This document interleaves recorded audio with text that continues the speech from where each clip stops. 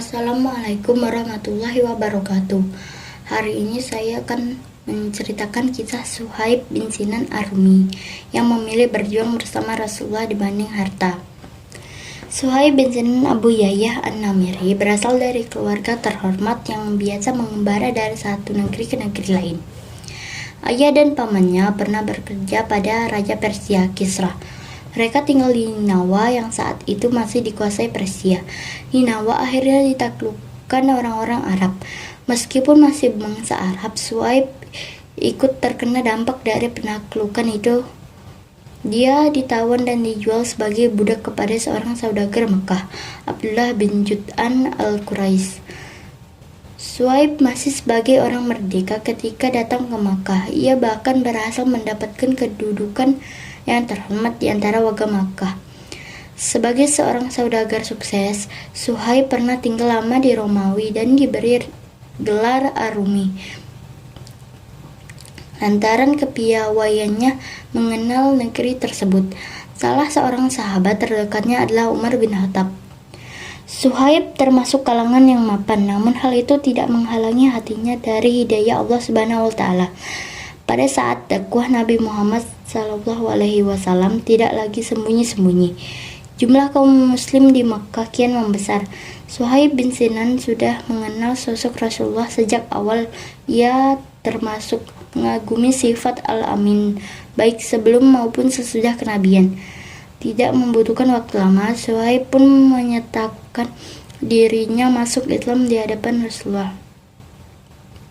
Bayang-bayang penyiksaan juga menyasar Suhaib bin Sinan. Sekelompok musyrikin Quraisy memakaikan baju besi kepada sejumlah muslim termasuk Suhaib bin Sinan. Sekelompok musyrikin Quraisy memegang Suhaib dan rekan-rekan muslimnya di bawah sangat terik matahari gurun pasir. Namun Suhaib dan para pemeluk Islam itu tetap bersabar. Allah Subhanahu wa Ta'ala menganugerahi mereka dengan kekuatan dan ketabahan sehingga berhasil melewati penyiksaan itu. Allah Subhanahu wa Ta'ala mewahyukan kepada Rasulnya agar berhijrah dari Makkah. Sejumlah kaum muslim telah lebih dahulu pergi ke Yasrib, Madinah, atas arahan Rasulullah. Begitu juga Suhaib yang ingin menyertai Rasulullah untuk ikut hijrah ke Madinah. Namun orang-orang Quraisy tidak membiarkan Suhaib lolos. Beberapa pemuda Quraisy menenteng senjata tajam untuk menghalangi Suhaib bin Sinan.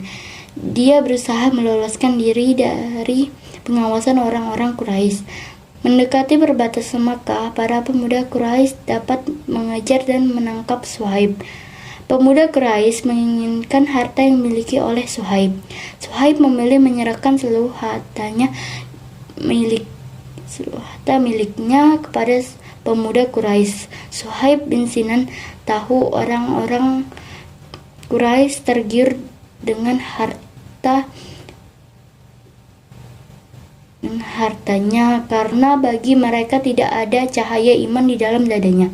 Setelah mendapatkan harta yang dimiliki Suhaib bin Sinan, para pemuda Quraisy membiarkan Suhaib bin Sinan mengikuti Rasulullah dan umat Islam lainnya hijrah ke Madinah. Suhaib justru bergembira meskipun telah kehilangan semua harta yang diperolehnya dari hasil niaga atau dagang di Makkah. Baginya perjuangan di sisi Rasulullah dan hidup di jalan Allah Subhanahu wa Ta'ala lebih utama.